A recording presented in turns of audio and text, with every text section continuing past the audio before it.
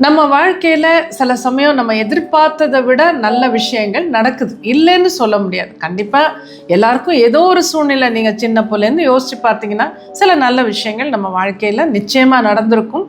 அதில் சிலது நம்ம எதிர்பாராமல் கூட நடந்திருக்கும், நம்ம நினச்சே பார்த்துருக்க மாட்டோம், ஆனால் அவ்வளோ நல்லா கரெக்டாக நடந்திருக்கும். அப்போ நம்ம கேட்குறோமா, இது எப்படி எனக்கு நடந்தது, இது ஏன் எனக்கு இவ்வளோ நல்ல விஷயம் நடந்தது, கடவுள் எவ்வளோ நல்லவர், நமக்கு எவ்வளோ நல்லது பண்ணுறார் அப்படின்னு நம்ம என்றைக்காவது சொல்லியிருப்போமா? ரொம்ப சில பேர் தான் அதை நினச்சி கடவுளுக்கு நன்றி, பிரபஞ்சத்திற்கு நன்றின்னு சொல்லக்கூடியவங்க. பெரும்பாலானவங்க அந்த நல்லது நடக்கும்போது எனக்கு ஏன் இந்த நல்லது நடந்ததுன்னு யாருமே கேட்குறதில்ல. அதே மாதிரி பார்த்தோன்னா அது கெடுதல்னு சொல்ல முடியாது. சில தோல்விகள் வரும்போது, ஏமாற்றங்கள் வரும்போது அப்போ தான் இந்த கேள்வி பூதாகாரமாக வரும். அந்த கோபம் கடவுள் மேலே போகும். நம்ம ஒன்று புரிஞ்சுக்கணும், நம்ம சில விஷயங்களுக்கு ஆசைப்படுறோம், அதை நம்ம லட்சியங்கள்னு சொல்கிறோம், நம்ம கோல்ஸ். ஆனால் அந்த பிராப்தம்னு ஒன்று இருக்குது. இந்த வாழ்க்கையில் என்னெல்லாம் நமக்கு நடக்க வேண்டும்னு இருக்கோ அந்த பிராப்தம், பிராரப்த கர்மான்னு கூட சொல்லுவோம். அது தானாகவே நிறைய விஷயங்கள் அதனால தான் நடக்குது. பட் ஒரு சில விஷயங்கள் நம்ம பிராப்தத்திலே இல்லைன்னு வச்சுக்கோங்களேன். நம்ம எவ்வளோ முயற்சி பண்ணாலும், நிறைய முயற்சி பண்ணும்போது நம்ம தியானமும் பண்ணி, விஷுவலைசேஷன் பண்ணி, அதுக்குண்டானது எல்லாம் பண்ணோன்னா எப்படியாவது ஒரு நிறைய டைம் ஆனால் கூட அதை நடக்க வைக்க முடியும். சிலது நம்ம கொஞ்சம் முயற்சி பண்ணால் நடக்கும். அந்த மாதிரி நிறைய ஃபேக்டர்ஸ் இருக்குது.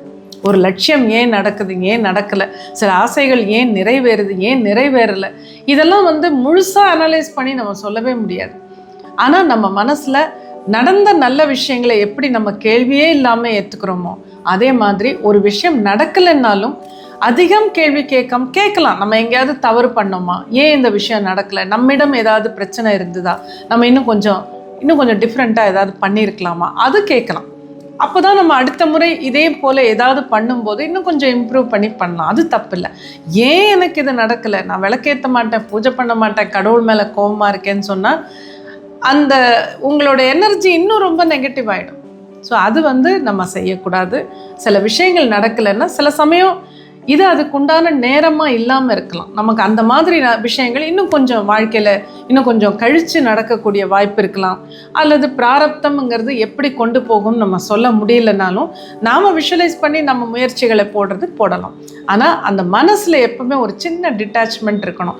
நல்லது நடக்கும்போது சந்தோஷமாக ஏற்றுக்கொள்வோம். ஒரு விஷயம் நடக்கலை அப்படிங்கும்போது பெரிய ஏமாற்றம்னு இல்லாமல், சரி இது நடக்கலை, அடுத்தது என்னன்னு நம்ம முயற்சிப்போம். அந்த நிலைக்கு உங்கள் மனதை உயர்த்தி கொண்டு வந்துட்டிங்கன்னா பிரமாதமாக நீங்கள் சந்தோஷமாக வாழலாம்.